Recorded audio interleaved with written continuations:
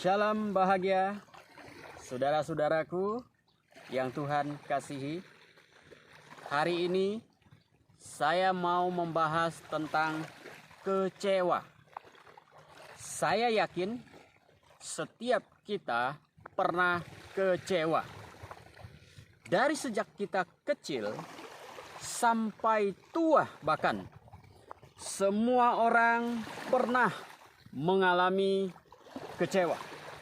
Kalau bicara tentang kecewa, saya juga pernah kecewa. Dan mungkin saya sudah kebal dengan yang namanya kecewa. Tetapi saya tidak membiarkan diri saya disakiti oleh perasaan kecewa. Nah, saudara-saudara sekalian dikasih Tuhan, ada orang yang kecewa tapi tidak bisa mengatasi rasa kecewa dan selalu hidup di dalam kekecewaan. Bahkan ada orang yang kecewa sampai maut menjemput dia. Tetapi ada orang yang bisa menghadapi kecewa dan menang atas kecewa.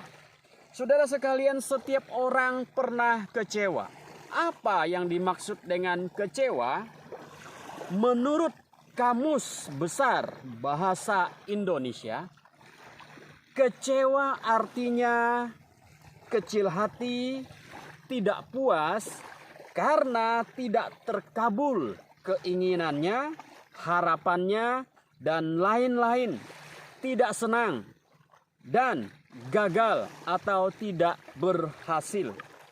Kita menjadi kecewa karena ada harapan, ada impian, ada keinginan kita yang tidak tercapai dalam hidup kita dan kita menjadi kecewa.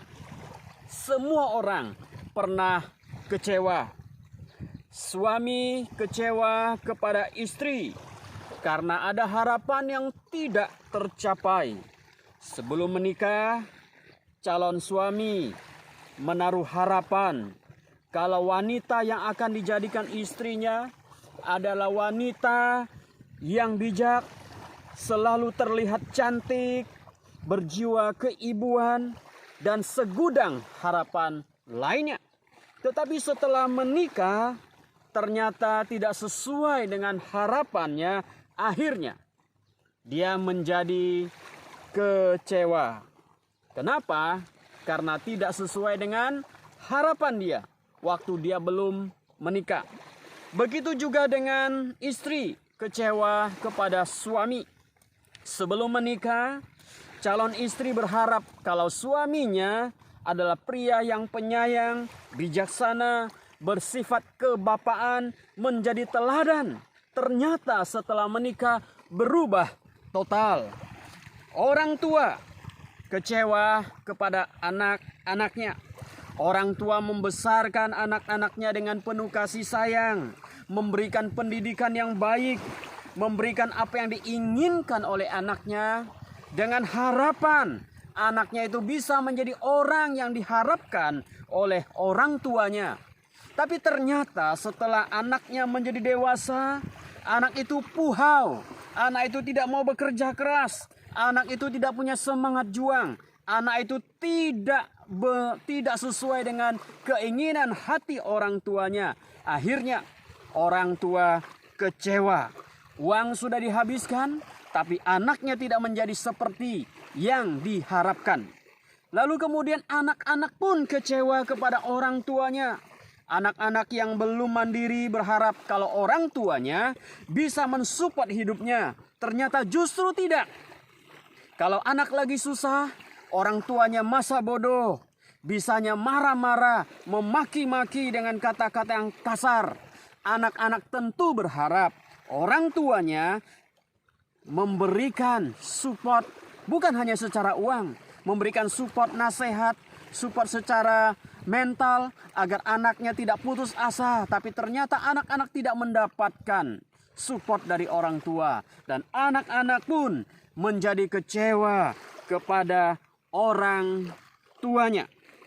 Kita kecewa kepada orang-orang tertentu yang kita anggap sebagai panutan bagi hidup kita. Tapi justru orang yang kita jadikan panutan melakukan sesuatu yang mengecewakan kita. Kita mengidolakan seorang tokoh, kita mengidolakan seseorang, kita menganggap dia panutan hidup kita. Tapi ternyata dia mengecewakan kita. Dia tidak sesuai dengan harapan kita. Dan kita kecewa kepada Tuhan. Kita ingin sesuatu, kita berdoa kepada Tuhan untuk sesuatu itu, tapi kita tidak mendapatkan apa yang kita doakan. Karena Tuhan belum mengabulkan doa kita. Akibatnya kita menjadi kecewa, kita menjadi marah-marah, kita ngomel, kita bersungut-sungut kepada Tuhan, seolah-olah Tuhan punya utang sama kita.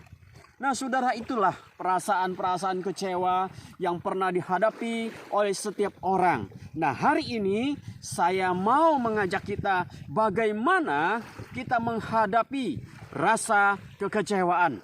Bagaimana kita mengatasi rasa kecewa sehingga kita tidak terus-menerus hidup di dalam kekecewaan kita. Yang pertama, jangan berharap terlalu tinggi.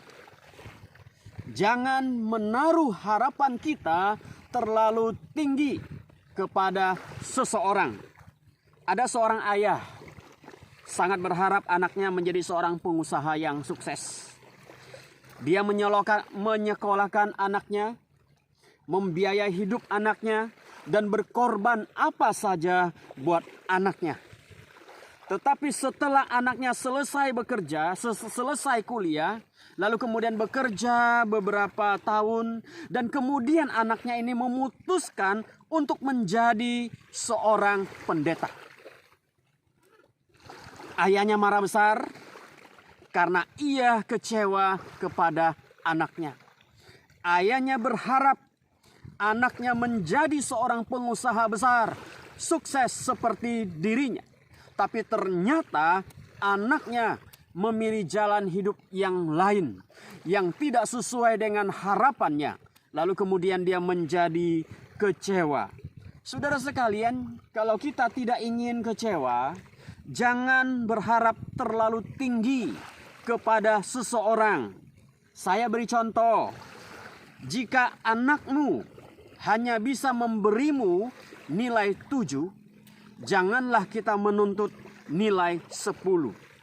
Karena jika kita menuntut 10, anakmu akan menjadi stres, anakmu akan menjadi tertekan, dan anakmu sendiri akan kecewa kepadamu. Karena dia hanya mampunya memberikan nilai 7, bukan 10. Jika suamimu atau istrimu hanya bisa memberimu nilai 8, jangan menuntut 10. Karena dia hanya bisa memberimu nilai 8. Lebih daripada itu, Anda pasti kecewa. Dan pasangan hidupmu, baik itu suamimu, baik itu istrimu, pasti akan tertekan dan hidupnya penuh dengan beban. Jika orang lain hanya bisa memberimu nilai 6, jangan kita menuntut 9, apalagi 10. Karena itu akan membuat engkau kecewa, bahkan orang yang kau tuntut pun akan kecewa. Jangan berharap terlalu tinggi, jangan menaruh pengharapan kita terlalu tinggi, maka kita tidak akan kecewa. Bersikaplah realistis, bersikaplah sebagaimana adanya. Itu yang pertama. Yang kedua, bagaimana kita menghadapi rasa kecewa? Terima kenyataan dan syukuri apa yang ada di depan mata kita. Jika harapan kita terlalu tinggi dan tidak tercapai, belajarlah menerima kenyataan dan bersyukurlah apa yang sudah ada di depan matamu. Maka kita semua akan tetap bahagia dalam melanjutkan hidup kita. Jika kita tidak bisa menerima dan tidak bisa bersyukur dengan apa yang ada di depan kita, kita akan terus kecewa dan kecewa. Karena seringkali ketika kecewa dipelihara, ia akan beranak pinak dan akan melahirkan kekecewaan yang berikutnya. Seperti yang saya ceritakan tadi, seorang ayah menuntut anaknya menjadi pengusaha sukses, tapi ternyata tidak sesuai harapan.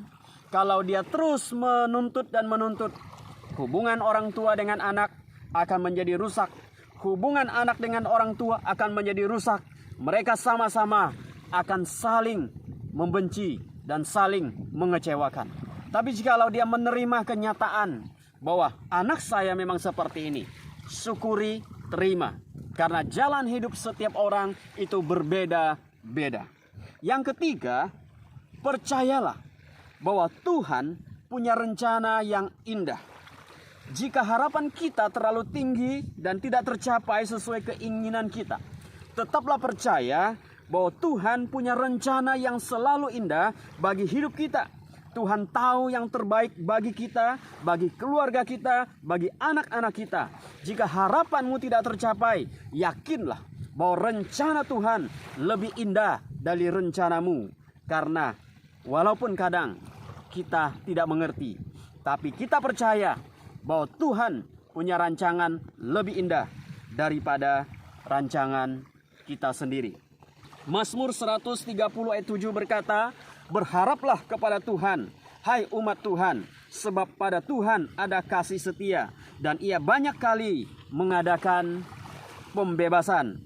Diberkatilah orang yang mengandalkan Tuhan, yang menaruh harapannya kepada Tuhan. Berharaplah kepada Tuhan di atas semuanya, maka kita tidak akan pernah kecewa. Tuhan berkati saudara sekalian. Amin.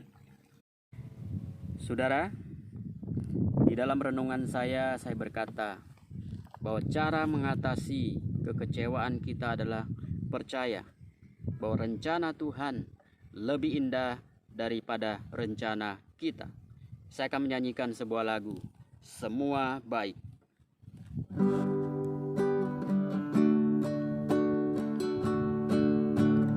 Dari semula Kau tetapkan hidupku dalam tangan-Mu, dalam rencana-Mu Tuhan. Rencana indah telah Kau siapkan bagi masa depanku yang penuh harapan. Semua baik, apa yang telah Kau perbuat di dalam hidupku. Semua baik, sungguh teramat baik. Kau jadikan hidupku berarti. Semua baik, apa yang telah Kau perbuat di dalam hidupku. Semua baik, sungguh teramat baik. Kau jadikan hidupku berarti. Kau jadikan hidupku berarti.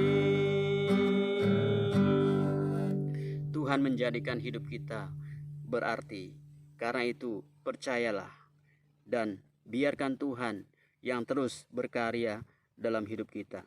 Tuhan Yesus memberkatimu. Amin.